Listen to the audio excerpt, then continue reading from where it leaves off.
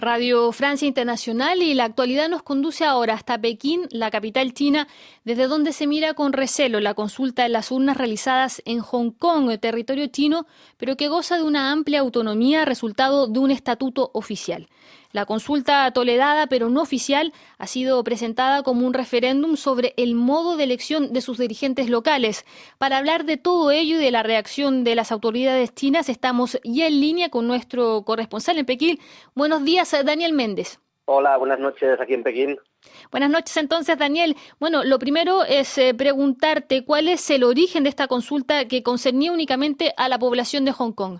Sí, bueno, pues la consulta comenzó el 20 de junio, ha durado 9 días hasta ayer y fue organizada por un movimiento social que se llama Occupy Central, una asociación que empezó el año pasado tan solo, así que es muy, muy reciente, y que digamos que está inspirada pues en otros movimientos internacionales también como Occupy Wall Street o, por ejemplo, el 15M en Madrid, ¿no? Estamos hablando, por lo tanto, de un movimiento social con poco apoyo, digamos, de las instituciones oficiales, muy apoyado por ONGs, intelectuales, etcétera, etcétera, ¿no? Entonces estamos hablando de un referéndum informal, ¿no? Un referéndum un poquito al margen de las instituciones.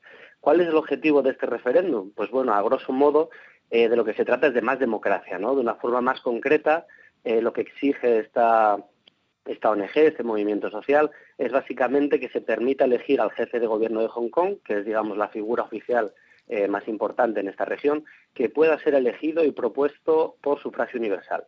Las autoridades en Pekín y también las autoridades de Hong Kong han dicho que se va a elegir por sufragio universal, pero sin embargo lo que se teme es que solo se pueda elegir sobre un grupo cerrado de candidatos, es decir, que no se permita a la propia ciudadanía elegir a sus candidatos, ¿no? Ha habido varios movimientos en este sentido, todavía se está un poco planteando cómo va a ser esta reforma y los ciudadanos pues han decidido dar un paso al frente y antes de que se pueda tomar una decisión, dar su opinión y exigir efectivamente que sea por el sufragio universal lo más universal y lo más democrático posible.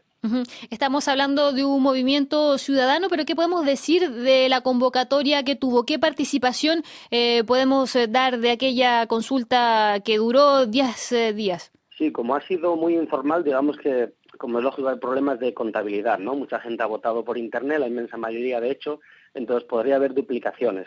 Pero aún así se puede hablar de un éxito absoluto, ¿no? Los organizadores al principio pensaban que tan solo iban a votar unas 100.000 personas y al final han votado casi 800.000, de una población de 7 millones de personas, ¿no? Entonces estamos hablando en torno al 10%. Es todavía más significativo si tenemos en cuenta que en las elecciones legislativas del 2012 votaron en torno a 3,5 millones de personas, ¿no? Entonces estamos hablando de unos números muy, muy importantes y yo creo que le ha pillado a todo el mundo un poquito de sorpresa que haya tenido tanto éxito tratándose de un movimiento social, digamos, muy, muy joven, ¿no?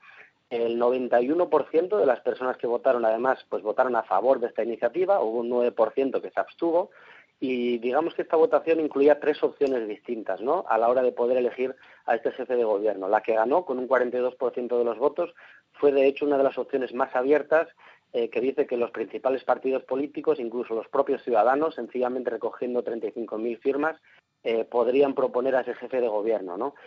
Así que yo creo que sin duda pues podemos hablar de una victoria importante y que además puede ser tan solo el principio, ¿no? Porque de aquí a 2017 todavía queda mucho tiempo y es muy, muy seguro que va a seguir habiendo nuevas manifestaciones y nuevos movimientos en esta dirección.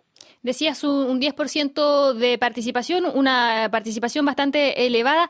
Daniel, ¿qué refleja esto? ¿Hay una creciente inquietud de los ciudadanos de Hong Kong sobre su devenir en general, sobre sus libertades individuales en particular?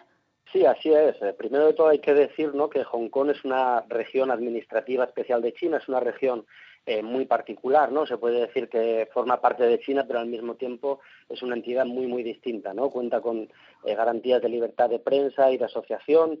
Es una región, digamos, pues como mínimo semidemocrática, ¿no? Donde hay elecciones parciales, por ejemplo, a la Cámara Legislativa. Es una región también mucho más rica, ¿no? Y mucho más desarrollada, que, como decíamos, cuenta con un grado de autonomía importante, ¿no? ¿Qué es lo que temen los hongkoneses, ¿no? ¿De dónde nace esta inseguridad, ¿no?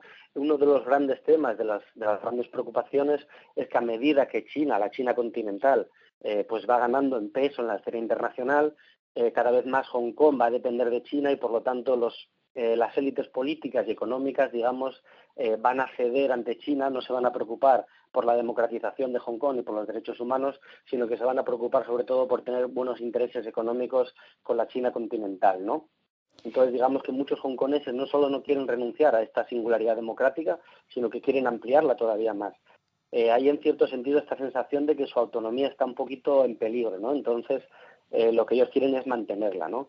Este mes, de hecho, ha sido muy intenso en este sentido, ¿no? El pasado 4 de junio, por ejemplo, se cumplieron 25 años de la masacre de Tiananmen, que no se pudo hablar de ello en la China continental, pero sí en Hong Kong.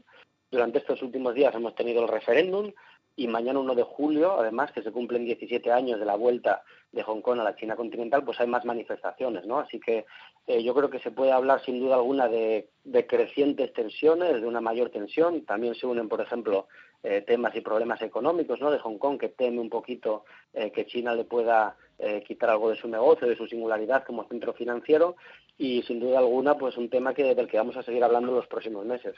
Daniel, ya para ir terminando hay que recordar que tú estás en Pekín. ¿Qué reacción tuvieron las autoridades chinas y también la sociedad china ante lo que fue este referéndum que cerró ayer? Sí, pues la respuesta, como era de esperar, la verdad es que ha sido muy clara, ¿no? El gobierno chino lo calificó de ilegal. Uno de los periódicos más importantes y más populares del país, el Global Times, dijo que era una farsa. Y básicamente la idea que emana desde Pekín, desde los medios de comunicación oficiales y desde el propio gobierno, es que Hong Kong es una parte que pertenece a China y que el propio gobierno de Hong Kong y los ciudadanos pues no tienen, digamos, una autoridad constituyente para poder convocar un referéndum. Muchas gracias, Daniel. Muchísimas gracias. Nuestro corresponsal en Pekín, Daniel Méndez.